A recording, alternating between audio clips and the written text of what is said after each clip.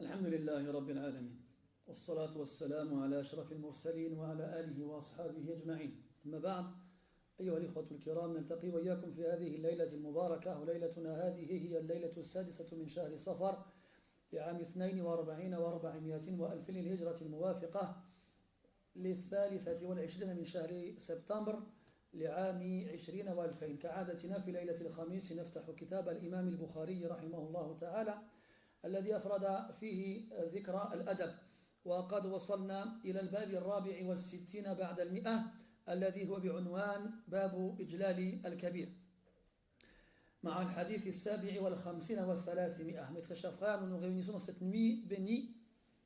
Nous sommes dans la 6e nuit du mois de Safar 1442, c'est-à-dire le 23 septembre 2020. Comme chaque mercredi, nous avons l'occasion d'ouvrir le livre de l'imam al-Bukhari rahimahullah ta'ala, qu'il a consacré à l'évocation du bon comportement, et nous sommes arrivés grâce à Allah au 164e chapitre qui a pour titre Ijlalu al-Kabir, c'est-à-dire grandir, donner de l'importance au grand, c'est-à-dire à la personne âgée ou à la personne qui a une importance, que ce soit au niveau de son rang, au niveau de sa fonction ou au niveau de sa science.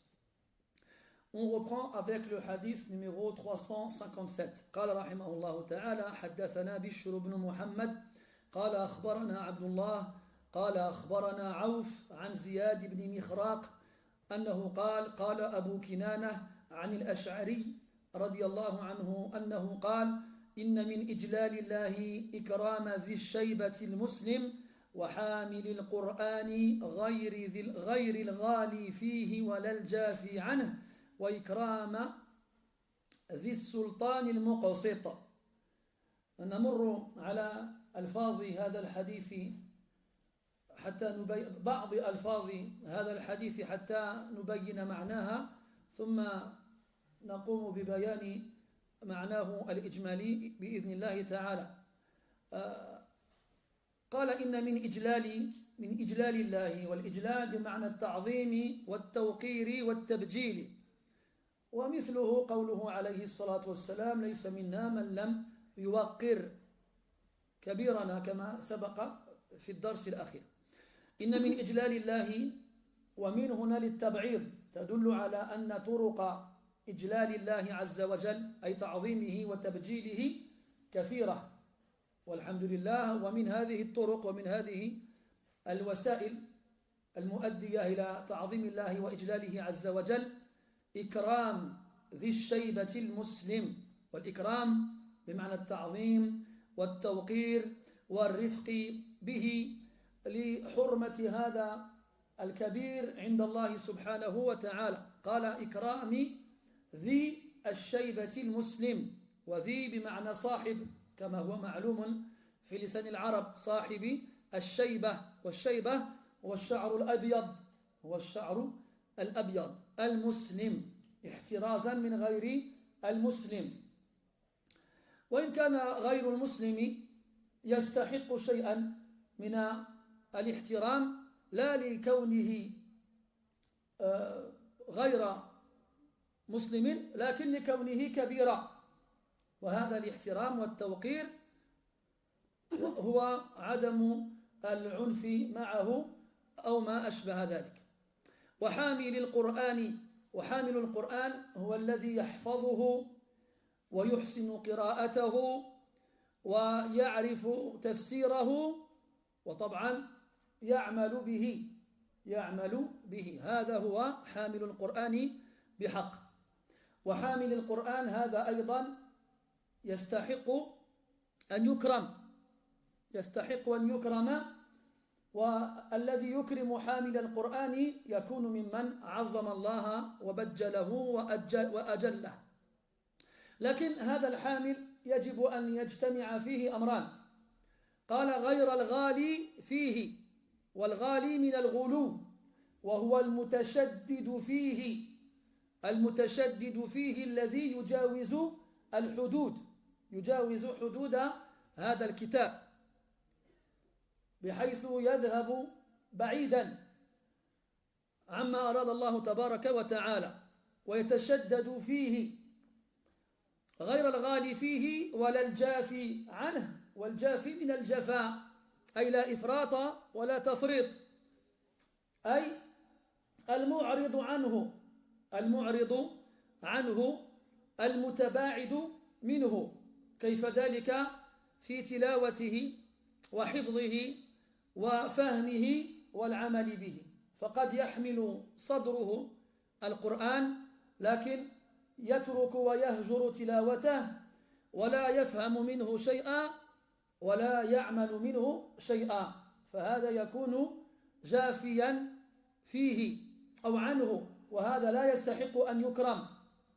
فيفهم من هذا أنه لا ينبغي إكرام كل من حمل القرآن إلا إذا كان متوسطا فيه، لا يغلو فيه، لا يتشدد فيه كما كان حال الخوارج الأول، ولا يجافي عنه كما هو حال كثير من القراء لا سيما في زماننا هذا، حيث يقتصرون على حسن الأداء ويقتصرون على تلاوته بصوت جميل ليملأوا بأصواتهم آذان السامعين، وقد يكونون أبعد الناس عن رب العالمين، فنسأل الله تعالى السلامة والعافية. ثم قال وإكرام ذي السلطان المقسط. وذي السلطان هو الذي له سلطان أي له أمر، هو الذي يأمر غيره سواء كان في دائرة صغرى كرب البيت مع أهله أو في دائرة كبرى كالحاكم أو الأمير مع رعيته. والمقسط هو العادل من الإقساط، وفرق بين الإقساط ويقال القسط والقاسط.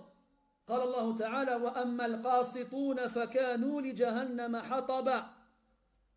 فالقاسط بمعنى الظالم الجائر، والمقسط بمعنى العادل، بمعنى العادل من الفعل قسط أي ظلم، ومن الفعل أقسط أي عدل، وهذه الهمزة تسمى بهمزة السلب، فتسلب معنى الفعل الأول وتجلب للفعل الثاني عكس معنى الأول. وإكرام ذي السلطان المقسط. وذو السلطان المقسط إن وجد فقل وجوده لا سيما في هذه الأزمنة المتأخرة، فيستحق من كل مسلم أن يكرموه. طيب, on passe donc au hadith 357 qui est rapporté par Al-Ash'ari, ويراد به أبو موسى الأشعري رضي الله عنه. Et ici dit قال, donc ينسب الكلام إليه, la parole lui est attribuée, mais ce hadith-là il a été rapporté marfou'an, attribué au prophète alayhi salatu wassalam. Comme ça, petite question rapide. Dans le sanad il dit حدثنا بشر بن محمد قال أخبرنا عبد الله. C'est qui Abdullah ici? C'est pas le sahabi, on a dit le sahabi c'est Abu Musa al-Ash'ari. بشر بن محمد قال أخبرنا عبد الله. C'est qui Abdullah? J'ai dit que c'était pas le compagnon, c'est pas le sahabi. Le sahabi c'est l'Ash'ari, c'est Abu Musa al-Ash'ari. Al-Bukhari, entre lui et les compagnons, il y a entre 3 et 4 personnes minimum. Minimum. Au maximum, il y en a 5 ou 6. Là, il dit Haddathana. C'est Al-Bukhari qui parle. Il dit ma poche est déchirée. Bishr ibn Muhammad قال أخبرنا عبد الله قال أخبرنا عوف عن زياد بن مخراق قال أبو كنانة عن الأشعري. الأشعري c'est lui le rawi, c'est lui le sahabi. Abdullah هذا, c'est qui? C'est le deuxième, c'est le shir du shir de Bukhari. Bukhari dit حدثنا بشر بن محمد, et بشر بن محمد dit قال حدثنا عبد الله. أحسنت. عبد الله بن المبارك المروزي رحمه الله تعالى. Quand on est dans le sanad, au début du sanad, et qu'on a Abdullah tout seul, c'est Ibn al-Mubarak. C'est pas un autre. Il est tellement connu que قد يترك نسبته. لا حاجة لذكر نسبته لمعرفة الناس به. comme il est connu chez les rapporteurs du hadith, on n'a pas besoin de dire de quel Abdullah il s'agit. Mais chez les Sahaba, Abdullah tout seul, عند الإطلاق, في الغالب, en général, c'est Abdullah ibn Mas'ud. En général. Pourquoi je dis en général? Parce qu'en vrai, il faut regarder dans la chaîne de transmission. Si les rapporteurs ils sont Koufi, alors ce sera Abdullah ibn Mas'ud. Si les rapporteurs ils sont Makki, alors ce sera Abdullah ibn Abbas. Si les rapporteurs ils sont Madani, ce sera Abdullah ibn Omar. إلى آخره. وإلا فالغالب c'est Abdullah ibn Mas'ud. طيب. Donc, عن الأشعري قال. Donc, si c'est la parole de Abu Musa al-Ash'ari, comment on appelle ce genre de hadith? Ça attaque la coupe, mashallah. Comment on appelle ce genre de hadith? Quand c'est le compagnon qui parle, on dit ça dit quelque chose? Ahsant, le hadith al-mawqouf. Et quand c'est la parole du prophète, c'est le hadith ish al-marfou'. Ça va venir, ça va rentrer, Inch'Allah, ça va rentrer. La nayas. On n'abandonne pas. À force de répéter, ça rentrera. Ma takarrara, taqarrara. Ce qu'on répète finit un jour par s'installer. Inna min ijlalillah. Donc ici, on a min. Donc on traduirait par parmi la glorification d'Allah, la vénération d'Allah. Donc ça, c'est une traduction littérale. Pour lui donner un sens plus large en français, on va devoir rajouter quelques mots. Parmi les moyens, les façons de glorifier Allah, de vénérer Allah, telle chose. Donc, glorifier Allah subhanahu wa ta'ala, c'est reconnaître sa grandeur, sa majestuosité, sa supériorité, sa perfection. Et ça se fait avec le cœur, dans le fait de croire et d'être convaincu que nul, ni rien, ni personne n'est comparable à Allah Azza wa Jal dans sa grandeur ou dans toute chose. Dans les mots qu'on emploiera, comme le tasbih, le takbir, le tamjid, toutes ces formules qui expriment que l'on vénère Allah Azza wa Jal et qu'on le considère comme étant le plus grandiose et le plus majestueux et le plus magnifique. Et il y a d'autres moyens aussi de le faire. Et parmi ces moyens-là, إكرام ذي الشيبة المسلم. إكرام إلى منصوب لأنه اسمه إن المؤخر. إن إكرام ذي الشيبة المسلم من إجلال الله. تقديم وتأخير. على كل حال الإكرام on traduira en français par le fait d'honorer. Le fait d'honorer. Et ici, on peut lui donner d'autres caractéristiques, notamment à l'égard de la première catégorie, c'est al-tawqir wal-ihtiram, donc c'est le respect, le fait de montrer que cette personne-là a de l'importance, c'est montrer qu'elle a de l'importance et lui accorder du respect. Donc il y a trois catégories de personnes qui doivent être honorées pour ce qu'elles sont, et aussi parce qu'honorer ces personnes-là revient à glorifier Allah subhanahu wa ta'ala. La première de ces catégories-là, il a dit Dhi shaybatil muslim. Dhi, en arabe, ici il est majrour, mais à la base c'est Dhu. Dhu, wa yabqa wajhu rabbika dhul jalali wal ikram. Dhu bima'na sahib, c'est-à-dire celui qui a, celui qui possède, le détenteur. Dhu, ou ici Dhi, al-shayba. Al-shayba, c'est le cheveu blanc. Dhi shaybati al-muslim. Donc le détenteur de cheveux blancs en tant que musulman. Et là ici, Dhu al-shayba, al-shayba ici le cheveu blanc, il est précédé par elle, allati tufidu al-istighraq, celle qui implique, celle qui indique la globalité. Alors, on ne va pas comprendre de ce hadith-là qu'à partir du moment où tu as un cheveu blanc, tu mérites d'être honoré. Là, c'est celui qui a en majorité des cheveux blancs ou qui n'a que des cheveux blancs. Dhi shaybati al-muslim, on l'a vu dans le cours précédent, les hadiths qui nous mentionnent l'importance de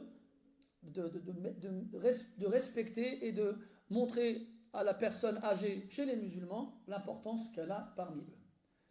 On avait vu ensemble le hadith la semaine dernière, dans lequel il dit sallallahu alayhi wa sallam, Man shaba fil islam shaybatan, kanat lahu nuran yawm al-qiyamah.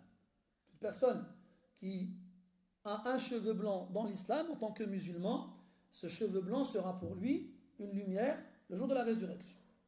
Donc si Allah tabaraka wa ta'ala l'a donné à ce cheveu blanc une importance jusqu'à le transformer en lumière le jour de la résurrection, nous devons, nous ici-bas, à l'égard des gens qui ont des cheveux blancs, de leur montrer du respect. Dhi shaybati al-muslim, et bien entendu le musulman. Le musulman donc, est celui qui devra être respecté lorsqu'il sera âgé. Et bien entendu, ça ne veut pas dire que celui qui n'est pas musulman, lorsqu'il est vieux, ne mérite pas de respect, ou au minimum de l'égard et de la politesse. Bien entendu que non. En particulier chez les musulmans qui ont dans leur famille des personnes âgées qui ne sont pas musulmanes. Donc sans aucun doute, la personne âgée, on en a parlé la semaine dernière, de par le fait qu'il atteigne un stade avancé en tant qu'être humain, jusqu'à perdre sa force, jusqu'à devenir faible, jusqu'à devenir dépendant des autres, rien que pour ça, ça va faire naître en nous, envers lui, de la miséricorde et de la compassion, et de l'aider, et comme on le peut. Mais le fait qu'ici, il soit précisé le musulman, c'est pour montrer que le fait de glorifier Allah Azza wa Jal rentre dans le respect à l'égard de la personne âgée musulmane. Quant au fait d'être respectueux envers la personne âgée qui n'est pas musulmane, cela n'est pas interdit, bien au contraire, ça rentre dans le bon comportement, mais ça ne rentre pas dans les façons de glorifier Allah subhanahu wa ta'ala. Pourquoi ? Parce que la personne âgée musulmane, elle a vécu une vie entière dans l'islam, à adorer Allah Azza wa Jal et à lui obéir comme elle le peut. Donc le respect qui lui est dû n'est pas dû seulement à son rang de personne âgée, mais il est dû au fait qu'elle ait passé sa vie dans l'islam. Chose qu'on ne trouvera pas chez le vieillard qui n'est pas musulman. Donc le vieillard musulman ou la vieille dame musulmane qui depuis son plus jeune âge est musulman ou musulmane, dit la shahada, fait la prière, lit le Coran, paye l'impôt islamique, fait l'aumône, jeûne le ramadan, fait le pèlerinage, ainsi de suite. Cette personne-là, elle a un fadl, elle a un mérite, comme on en a parlé la semaine dernière, sur les autres musulmans. Elle a ce qu'on appelle un qadamu sidq wa sabq. Elle a une avance sur nous. Et c'est par cette avance-là qu'elle mérite notre respect et que lui faire honneur revient à glorifier Allah subhanahu wa ta'ala. Ama le vieillard qui n'est pas musulman, lui, on aura de la miséricorde envers lui, de la compassion, de l'indulgence, de la douceur envers lui, de par la faiblesse, de par la difficulté qu'il éprouve, de par beaucoup de choses, mais pas parce qu'il est vieux, et on ne le mettra pas au même rang que le musulman. Puis il a dit وَحَامِلُ الْقُرْآنِ أو وَحَامِلَ الْقُرْآنِ غَيْرَ الْغَالِ فِيهِ وَلَا الْجَافِ عَنْهُ. En deuxième position, les personnes, lorsqu'on les honore, ça revient à glorifier Allah Azza wa Jal, c'est celui qui porte le Coran. Et Hamil al-Qur'an, c'est celui qui le porte dans sa poitrine, celui qui l'a mémorisé. Et d'ailleurs, cette expression-là fait partie des meilleures expressions qui décrivent celui qui a appris le Coran, qu'il a mémorisé. Parce que les mots en arabe, les autres mots comme al-hifz, al-istidhar, al-ihkam, ce sont des verbes qui ont plusieurs sens possibles. Je vous avais déjà raconté une fois, Al-Hajjaj ibn Yusuf, il tombe sur un ancien élève à lui. Al-Hajjaj ibn Yusuf, avant d'être un général de l'armée de Abd al-Malik ibn Marwan et avant d'être un gouverneur à Wasit en Irak, était un muallimu al-Qur'an lis-sibyan. Il apprenait le Coran aux enfants. Puis après avoir quitté la mosquée et avoir rejoint l'armée, puis ensuite être devenu gouverneur, il tombe sur un ancien élève à lui.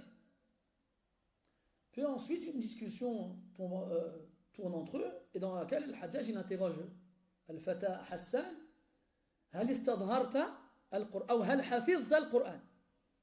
Comme on dirait nous aujourd'hui. Hafidha dans le sens apprendre. Mais là, le jeune, il a voulu donner une leçon au professeur. Et là, il lui dit Alaysa Allahu qad takaffala bihifdhihi. Allah ne s'est-il pas chargé de le protéger?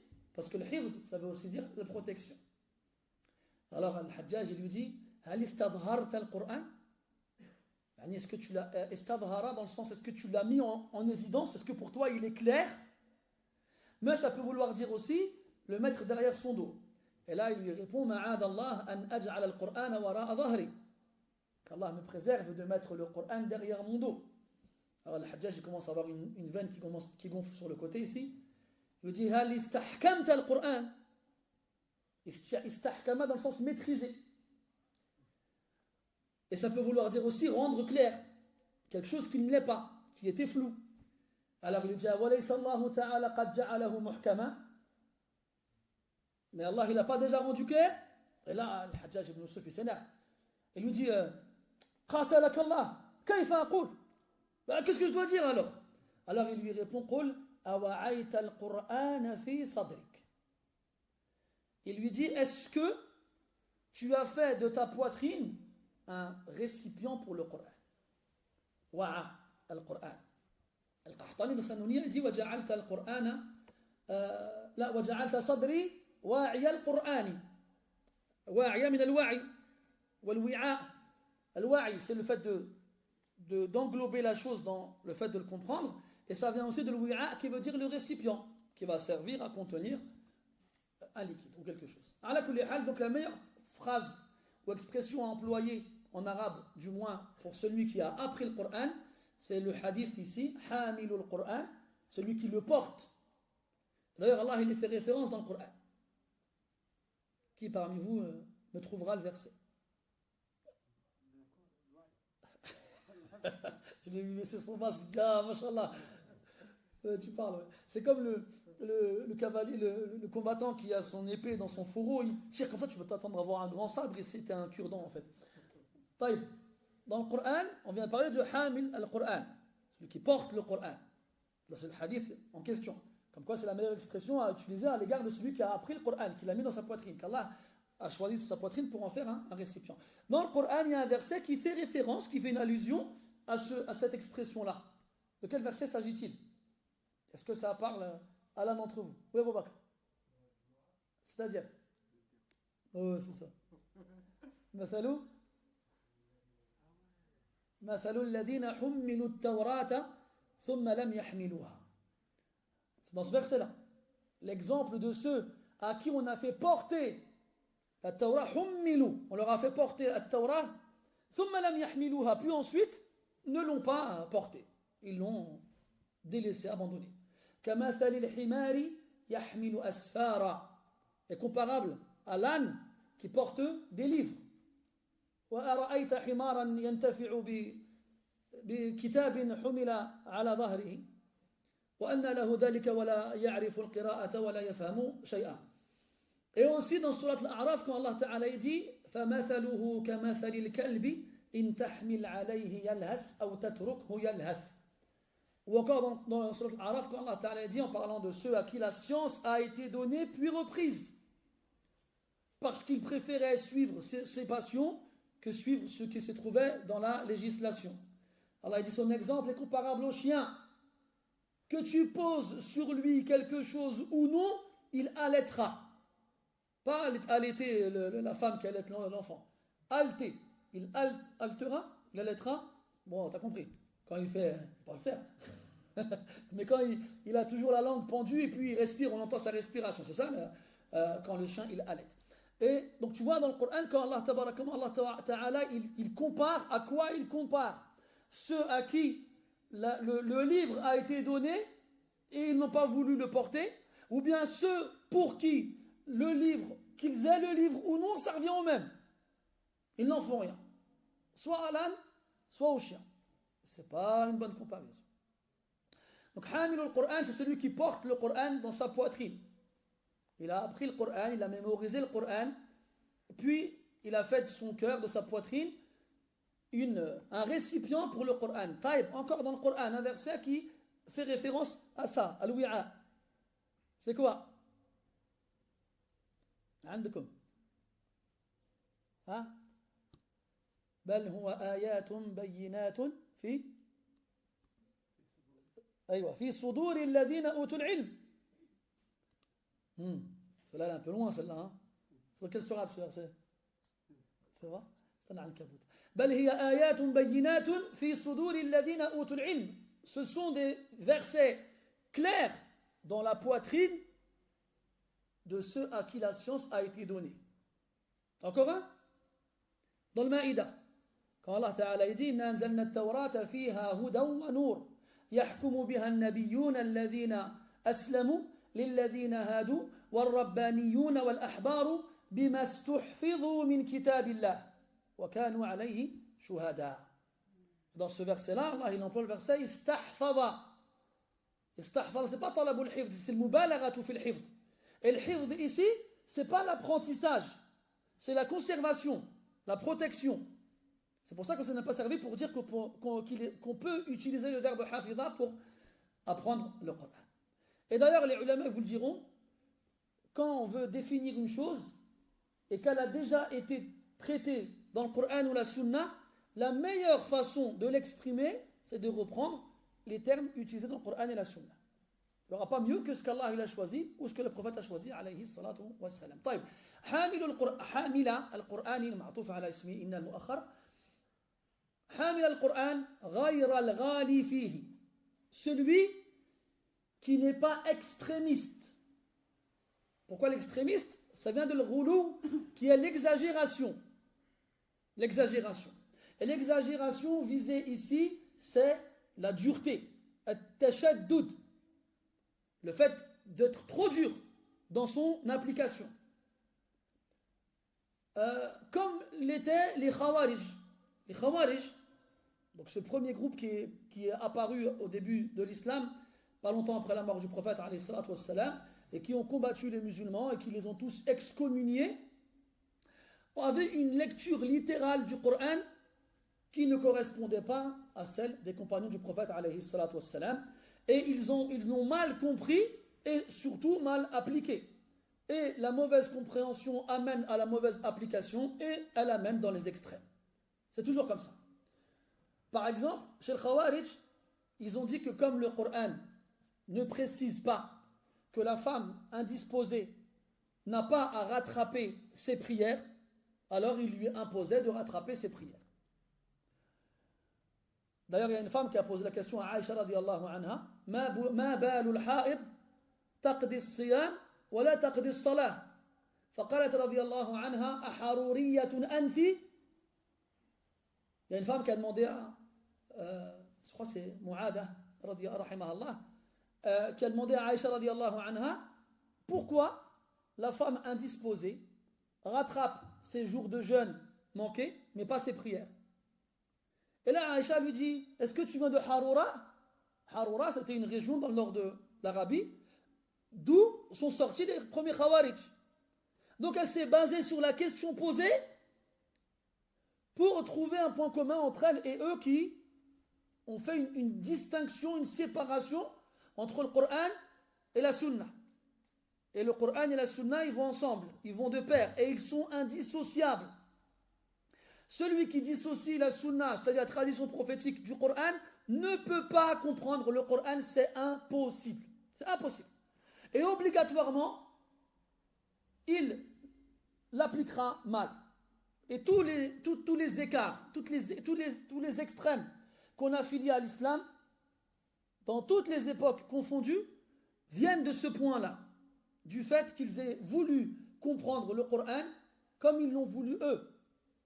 Ils se sont dit quoi? Lana uqul, wa linnasi uqul, wa nahnu rijal, wa hum rijal, fama baluna nattabi'u mafahima ghayrina, wa qad utina fahma.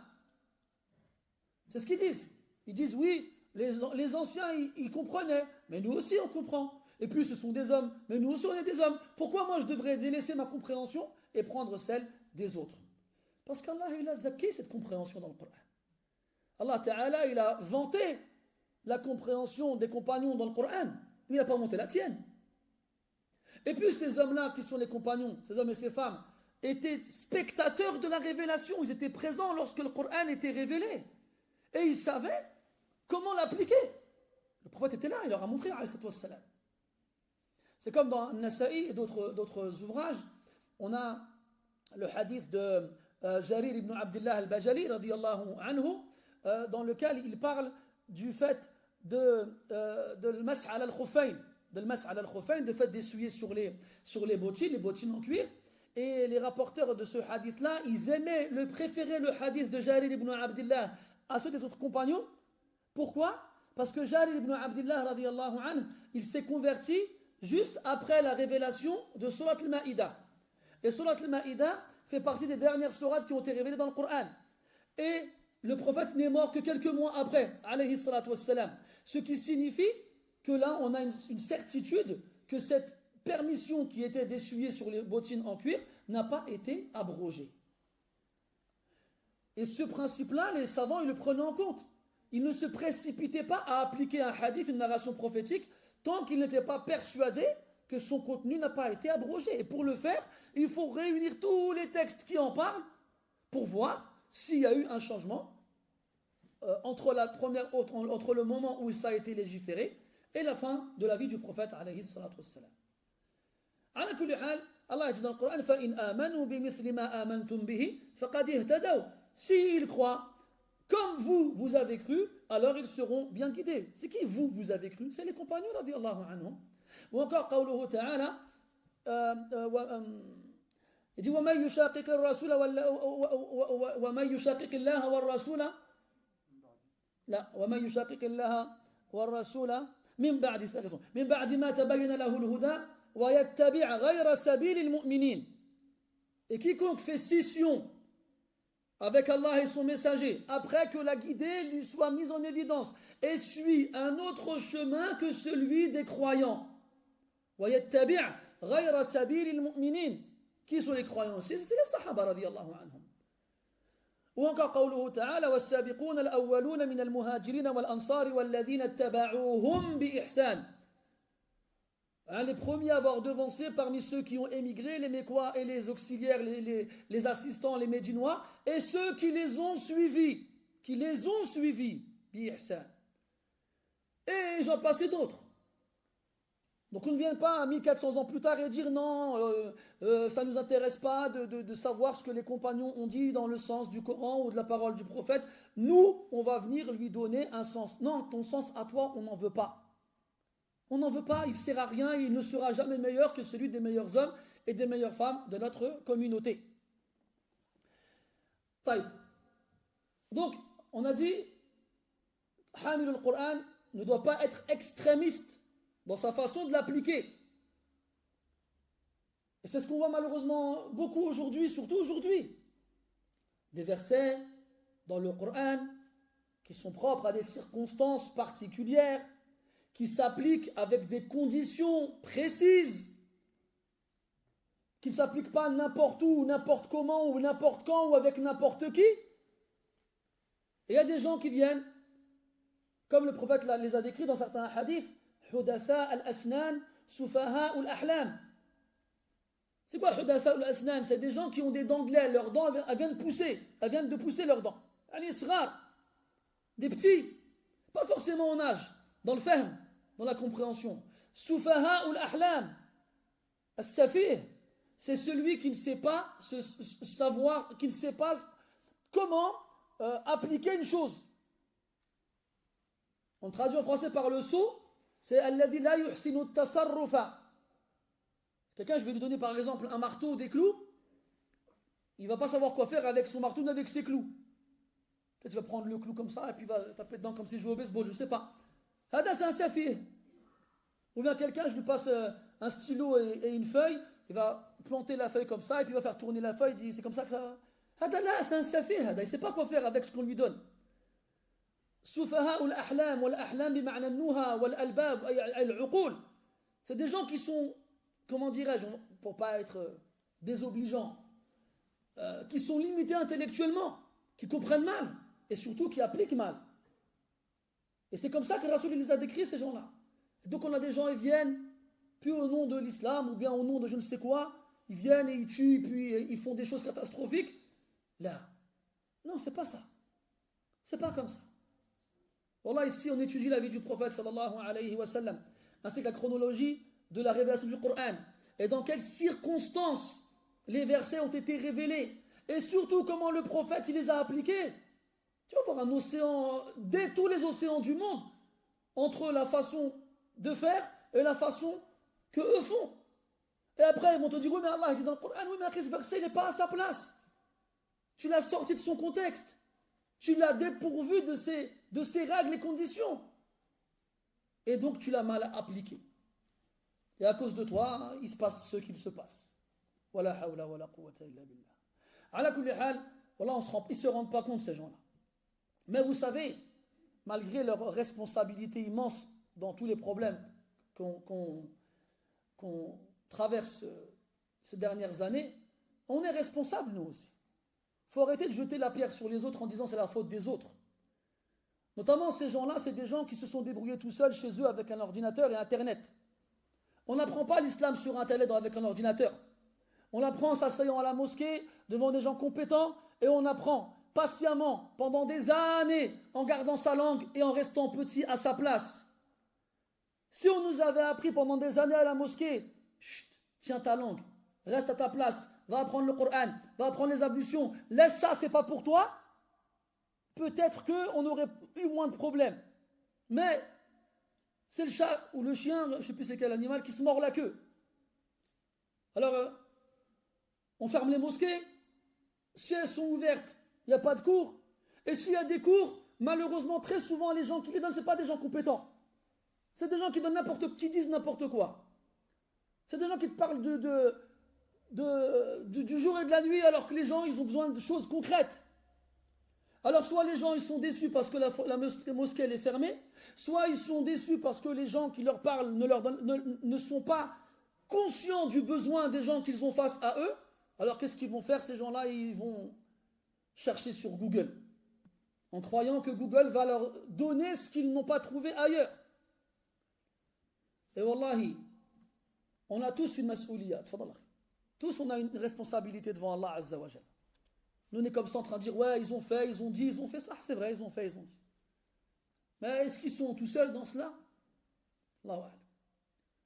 Que ce soit les imams dans les mosquées qui se contentent de faire la prière et de retourner dans leur coin comme si c'était des fonctionnaires, ou que ce soit les responsables des mosquées qui ferment les mosquées, qui interdisent à ce que des cours y soient donnés, ou bien que ce soit, j'en passe d'autres, toutes ces personnes-là sont responsables et seront interrogées devant Allah Azza wa Jal pour leur responsabilité dans cela. Alors qu'ils choisissent des arguments.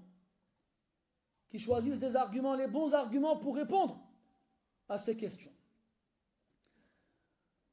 On revient au hadith Hamil al-Qur'an ghayr al-ghali fihi. Donc c'est pas l'extrémiste, celui qui exagère, celui qui fait preuve d'une dureté immense à son sujet dans sa façon de le comprendre.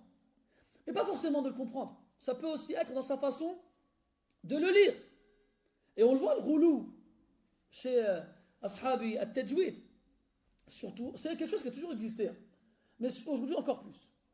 Alors aujourd'hui, c'est bien. Il y a quand même un renouveau. Les gens retournent à la façon correcte de lire le Coran. Et on a des gens, alhamdoulilah, des gens compétents, des chouyours qui ont appris, qui connaissent les règles de la lecture du Coran et qui l'enseignent aux gens. C'est bien. On ne va pas dire le contraire, mais au contraire. Surtout qu'on a vécu avant cela une génération où, même si le Coran était mémorisé, il était très mal récité. Pas par tous, mais par beaucoup. Là, on est tombé dans un autre roulou. On est tombé dans un autre extrémisme. C'est l'extrémisme dans la lecture. Ça veut dire une lecture quasi parfaite, pour ne pas dire exagérément parfaite, des lettres et de l'application des règles, et une ignorance totale du sens des mots et du sens des versets. Et l'imam Malik, rahmatullah alayhi, rapporte dans le Muwatta d'après Abdullah ibn Mas'ud, radiyallahu anhu, أن أن الصحابة رضي الله عنهم كانوا يقرؤون القرآن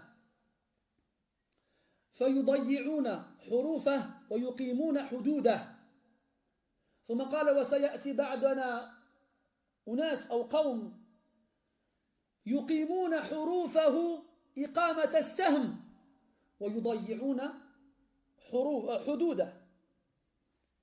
Ibn Mas'ud radiallahu anhu dit à l'époque des compagnons radiallahu anhum, il dit yudayyiruna hurufah, c'est-à-dire qu'ils négligeaient les lettres du Coran. C'est-à-dire qu'ils n'avaient pas une lecture parfaite des lettres du Coran. Taban, quand on dit ça, on ne parle pas de tous les compagnons, mais certains parmi eux, notamment ceux qui n'étaient pas d'origine arabe ou ceux qui étaient illettrés. Par contre, dans l'application des règles du Coran, ils le respectaient tous. Iqamatul hudud, c'est l'application et le respect des limites imposées par Allah subhanahu wa ta'ala. Puis il dit, il viendra des gens après vous qui excelleront dans la précision de leur lecture. Les lettres seront prononcées avec une précision comparable à celle de la flèche qui touche sa cible. Mais par contre, ils ne respecteront pas les limites. وفي حديث آخر قال عليه الصلاة والسلام وقال ابن مسعود لعله ابن مسعود قال كيف بكم إذا كثر قراءكم وقل فقهاؤكم. Comment vous serez lorsque vous aurez beaucoup de lecteurs et peu de savants. Peu de savants. Et c'est malheureusement l'époque dans laquelle nous sommes aujourd'hui. Aujourd'hui, tu regardes sur Internet, tu vas en voir un avec une coupe au gel, ou là un petit brushing, un ventilateur qui fait bouger ses mèches, des étoiles et des fleurs en fond d'écran, un joli micro, puis il est là en train de tarannamu en bougeant la tête comme ça, là. Avec de l'écho, avec des sons, des effets sonores, et avec un 200 millions de vues. Waouh, trop bien comment il récite. Oh, il a trop une belle voix. Oui, c'est important de lire le Coran avec une belle voix, ça, mais ce n'est pas le plus important. Le plus important, c'est ce que tu en fais de ce Coran. Parce que le Coran, hujjatul laka aw alayk. Le Coran, il sera un argument pour toi ou contre toi. ومن أول ما تسعرت به النار أو تسعر به النار يوم القيامة رجل قرأ القرآن حتى قال الناس قارئ. Et parmi les premiers avec lesquels le feu de l'enfer sera attisé, un homme qui a lu le Coran. Quand Allah lui dira qu'est-ce que tu as fait, il répondra قرأت القرآن آناء الليل وأطراف النهار. J'ai lu le Coran dans la fin de la nuit et dans les extrémités de la journée, le matin et le soir, tout le temps. Allah lui dira kadabt, c'est faux. Tu as fait cela liyuqal, pour que les gens disent quel lecteur. Waqad qil, et c'est ce qui a été dit. C'est ce qui a été dit. Et les hadiths ils sont nombreux à ce sujet-là. Comme quoi le Coran, le jour de la résurrection, il viendra frapper le visage de certaines personnes. Pourquoi? Parce qu'ils ne l'ont pas appliqué. Alors que pour d'autres, il prendra la forme de nuages ou d'essaims d'abeilles ou d'essaims d'oiseaux qui le protégeront de la chaleur du soleil qui aura été rapproché de leur tête. Ala kulli hal, les hadiths sont nombreux à ce sujet-là.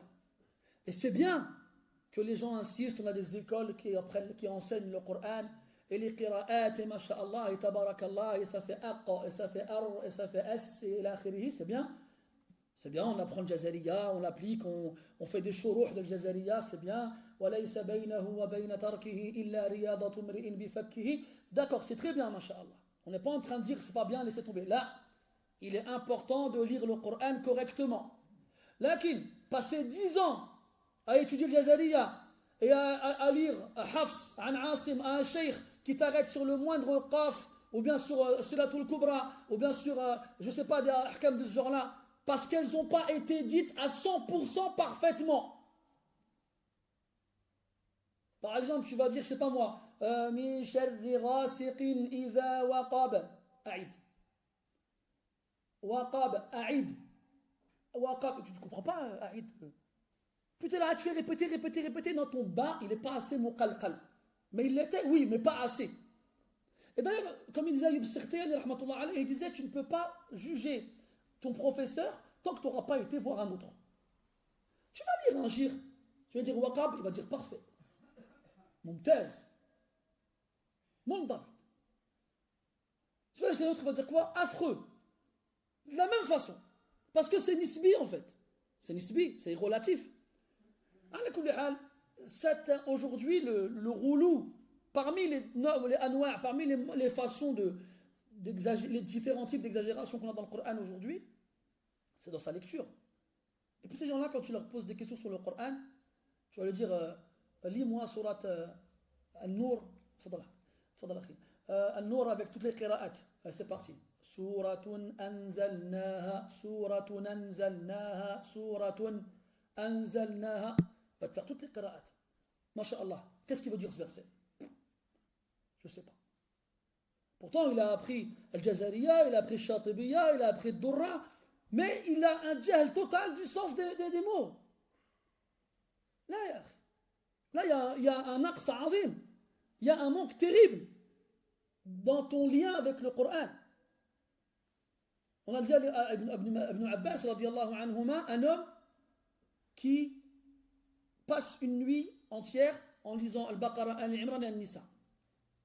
Et un autre qui va lire seulement Al-Baqarah, mais avec tadabbur, avec réflexion et méditation. Ayyuhuma ahsan. Lequel des deux est meilleur? Il a dit alladhi yaqra'u al-Baqarata bi tadabbur. Celui qui lit Al-Baqarah seulement, mais avec méditation et réflexion. Mais celui qui récite rapidement, ça c'est pas une bonne chose. Ibn Mas'ud ibn Zayr radiyallahu anhu, la tahudhu al-Qur'an hadha ash-shi'r. Ne déblatérez pas le Coran comme le font les poètes. Les poètes, quand ils récitaient leur poésie, ils le faisaient rapidement. Surtout quand c'était du huda. Le huda, c'est un œuvre de poésie qui a un rythme rapide. Ala kulli hal, tout ça, ça rentre dans le roulou.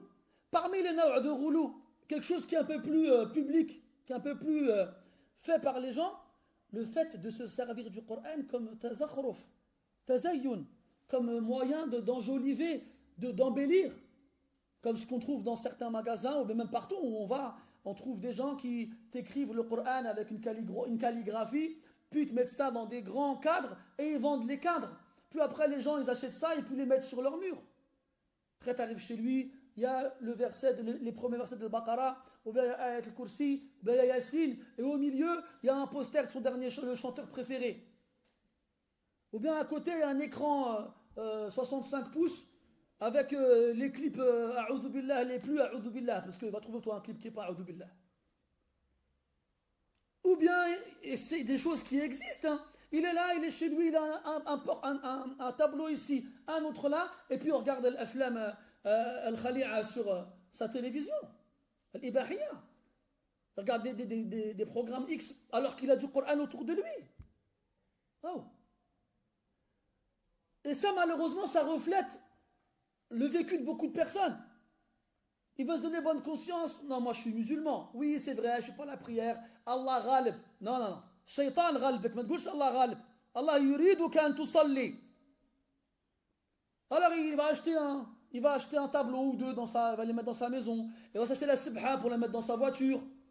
Hein? Il va dire, un musulman. Wesh, le musulman, c'est avec des accessoires ou quoi? Avec un costume. Ça ne marche pas comme ça. Ala kulli hal. Tout ça, c'est du roulou. Et dans l'autre extrême, on a l'extrémisme et le laxisme. Al-Jafa. C'est ne pas le calculer du tout. S'en éloigner le plus possible. S'en détourner. وقد جاء في حديث رواه الترمذي وفيه ضعف أن من أكبر أو من أعظم الذنوب التي عرضت على النبي صلى الله عليه وسلم رجل حفظ القرآن فنسيه. Il y a un hadith rapporté par At-Tirmidhi, même s'il comporte certaines faiblesses, dans lequel le prophète aurait dit qu'on lui a exposé les péchés de sa communauté. Parmi les péchés de sa communauté, l'homme qui va cracher dans la mosquée sans nettoyer ce qu'il a craché. Et parmi les pires péchés qu'il a vus, celui qui apprend le Coran et qui l'oublie. Celui qui apprend le Coran et qui l'oublie. Donc, celui qui al-jafi anhu, c'est celui qui s'en détourne, celui qui s'en éloigne. Pas seulement dans le fait de le lire, il peut le lire tous les jours. Comme il dit Ibn Kathir rahmatullah alayhi dans le sens du verset de surat Al-Furqan où Allah Ta'ala dit وَقَالَ الرَّسُولُ يَا رَبِّ إِنَّ قَوْمِ اتَّخَذُوا هَذَا الْقُرْآنَ مَهْجُورًا. Et le messager dit le jour de la résurrection à son Seigneur: ô Seigneur, mon peuple a fait de ce Coran un boycott, ils se sont éloignés, ils l'ont délaissé. Et Ibn Kathir rahmatullah alayhi ainsi qu'Ibn al-Qayyim et d'autres, ils disent que le boycott du Coran, son délaissement, ne réside pas seulement dans le fait de ne pas le lire, mais dans le fait de ne pas le comprendre, dans le fait de ne pas l'appliquer, dans le fait de ne pas juger avec, dans le fait de ne pas se soigner avec, et ainsi de suite.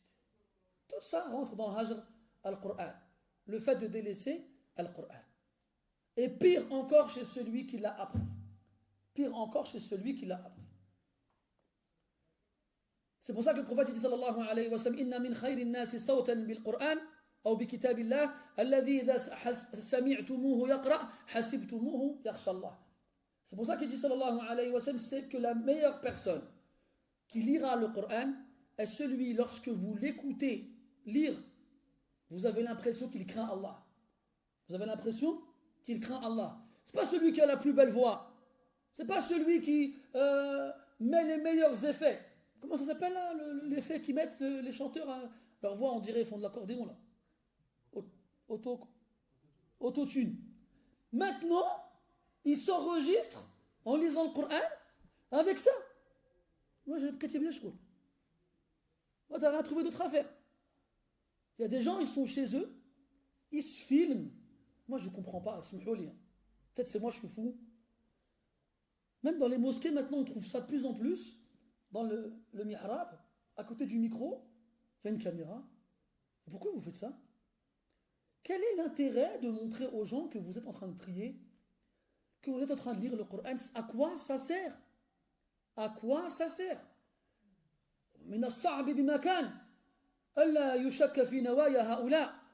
C'est très difficile de ne pas avoir de doute sur l'intention de ces gens-là.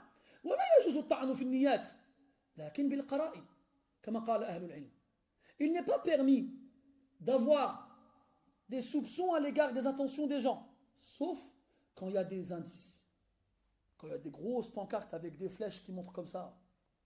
Là, c'est dur de fermer les yeux, c'est dur. C'est dur. J'en ai vu un une fois, il est en train de se filmer. Imagine la scène. La scène, il faut l'imaginer. Zahma, il vient sortir de sa chambre, il est en train de se filmer, il est en train de lire le Coran comme ça, puis il avance à sa maison, et là il est devant le frigo, et pendant qu'il ouvre le frigo, il ne regarde pas, quand tu ouvres le frigo, tu regardes la porte du frigo, tu regardes dans le frigo. Lui non, pendant qu'il ouvre le frigo, il regarde son téléphone comme ça, puis il est comme ça, il est en train de réciter, et puis il regarde même pas dans le frigo, il sort une bouteille de jus d'orange, et puis il regarde même pas le jus d'orange, hop, il verse un verre, il dit Wallah, t'as pas répété là? Il dit Wallah, il n'y a pas eu, bon, on l'a refait, t'as mis un petit peu de jus d'orange à côté du verre. Oh. Pourquoi vous faites ça? معلش أيوب السختياني رحمة الله عليه était dans la mosquée tout seul بوحده جالس في المسجد يقرأ في المصحف فدخل عليه رجل فغطاه بقميصه حتى لا يراه يقرأ في المصحف. أيوب السختياني رحمة الله عليه était tout seul dans la mosquée en train de lire dans le mushaf. C'est même pas يقرأ عن ظهر قلب comment on dit par cœur. Il est dans le mushaf, il est tout seul. Et quelqu'un il est rentré, qu'est-ce qu'il a fait? Hop, il a caché le mushaf, il ne voulait pas qu'on le voit lire le Coran. Il y a un hadith rawah al-Bukhari wa ghayruhu, j'ai oublié qui est le rapporteur, je crois que c'est Abdullah ibn Mughaffal, j'ai un doute, qui dit comment le Nabi sallallahu alayhi wa sallam est rentré à Mecca le jour de Fath. Quand il est rentré à Mecca, il était sur sa monture et il récitait le premier verset de Surat al-Fath. Inna fatahna laka fathan mubina. Après il dit walaula makhafati an yajtami'a alayya an-nas larajja'tu kama kana yurajji'. Chouf, subhanallah, chouf. Elle dit, ce n'était ma crainte que les gens s'agglutinent autour de moi en récitant, j'aurais récité comme il a récité alayhi wassalam. Regarde les salihin comment ils étaient. Salaf ils disaient rahmatullah alayhim, j'ai un doute sur le mutakallim, je pense que c'est Abdullah ibn Mubarak, il disait ما ذاق الإخلاص ما ذاق الإخلاص من أحب الشهرة.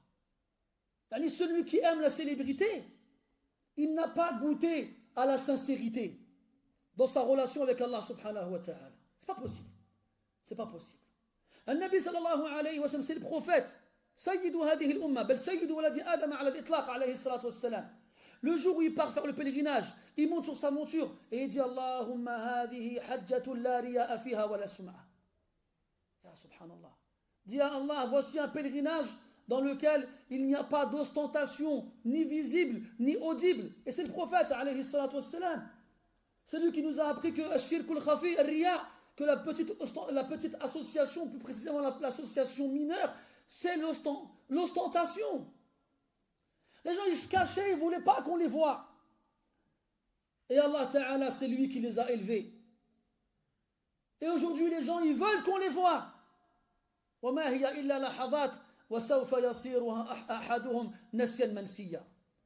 Et tu verras, dans pas longtemps, ces gens-là, ils vont être des oubliés. Tu n'as rien à gagner à vouloir te faire voir, ou à vouloir te faire aimer, ou à vouloir te faire connaître. Tu n'as rien à gagner. Blax, tu as tout à perdre. Blax. Donc, le vrai Hamilul Qur'an, celui qui mérite d'être respecté, celui qui mérite d'être honoré, celui, lorsque tu l'honoreras, tu auras glorifié Allah subhanahu wa ta'ala, c'est celui qui porte le Qur'an dans sa poitrine, qui l'a appris, mémorisé, retenu, qui le récite, qui le comprend, qui l'explique, qui l'enseigne et qui l'applique. Comme il a été dit de certaines personnes, كَأَنَّهُ قُرْآنٌ يَمْشِي. On voyait des gens, on leur demandait comment tu pouvais les décrire, ces gens-là. Ils disaient, c'est comme si c'était un Qur'an qui marchait. Ou bien Aïcha radiallahu anha qui parle du prophète sallallahu alayhi wa sallam en disant, كَانَ خُلُقُهُ الْقُرْآن. Le comportement du prophète c'était le Qur'an. Ce sont eux ceux qui portent le Qur'an bihaq. Et ce sont eux qui méritent à être honorés et respectés. أما الآخرون لا يستحقون شيئا. Ils ne méritent rien. Puis tu vois aujourd'hui ces lecteurs qui sont avancés, mis en avant notamment sur les réseaux sociaux, on les invite dans telle mosquée, même on les invite dans des mosquées des fois. C'est comme j'en avais vu un, c'était un imitateur de Qur'an. Il est invité dans des mosquées, il s'asseyait, puis il venait avec le bicht, avec le shimar et tout ça. Bizag Shuyukh, في المملكة, في الجزيرة. Il venait avec l'habit que les chouyukh portent en Arabie, il s'asseyait là. Puis il lui disait, vas-y, imite-nous Ali Jabr. Même l'isti'ada du bonhomme dans le CD, il l'imitait. Tu vois? Après, il restait comme Ali Jabr. Il dit, oh, masha'Allah, vas-y, imite-nous Al-Hudayfi. Après, il imitait Al-Hudayfi. Vas-y, imite-nous Al-Manshawi. C'est un jukebox. C'est un jukebox. Qu'est-ce que tu as gagné en faisant ça? À quoi ça sert d'imiter les Qur'ans comme ça? À quoi ça sert? Celui qui le fait, entre guillemets, sans faire exprès, mais celui qui il le fait exprès, c'est devenu une, je sais pas, on veut dire une bête de foire, mais c'est devenu quelque chose, c'est une attraction, c'est le mot que je cherchais. Il l'avait dans les mosquées. Dans les mosquées, des gens ne savent pas faire les ablutions, ne savent pas faire la prière, ne savent pas faire le jeûne. On leur invite qui? Des gens qui imitent des Qur'ans. Et mets un MP3, branche-toi au micro, vas-y, écoute-les tous. C'est quoi ça? Qu'est-ce que c'est que ça? Et enfin le dernier, et ce n'est pas le moindre, Dhi as-Sultani al-Muqsit. Donc on a dit Dhi c'est le détenteur, celui qui possède, celui qui a. As-Sultan c'est l'autorité, la force. Dans le Coran, le mot sultan, soit il veut dire l'ilm, soit il veut dire la force. Comme Allah dit subhanahu wa ta'ala, la tanfudhuna illa bi sultan. Ay bi quwwa.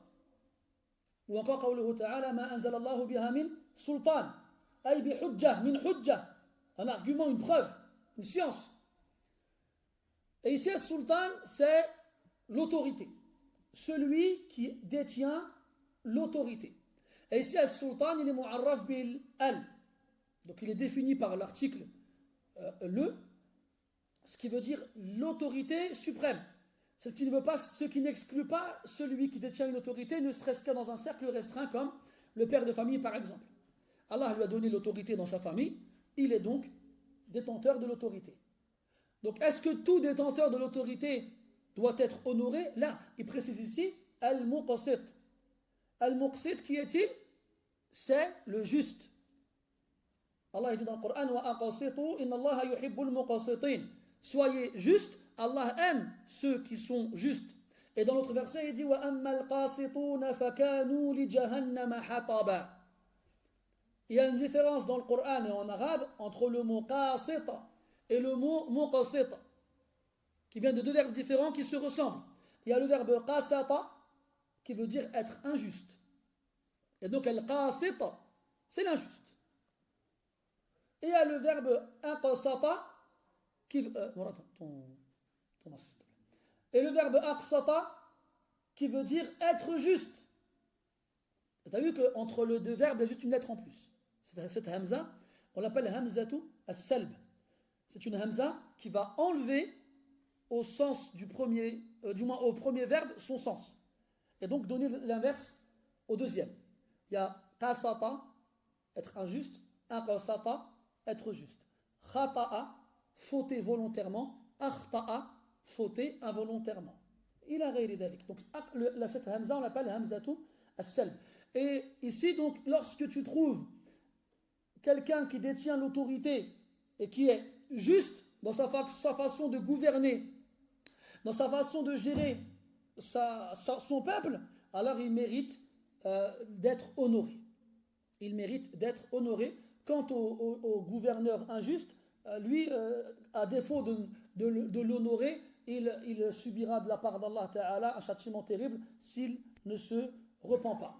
والشاهد الحديث طبعا هو الجزء الأول منه في قوله إكرام ذي الشيبة المسلم.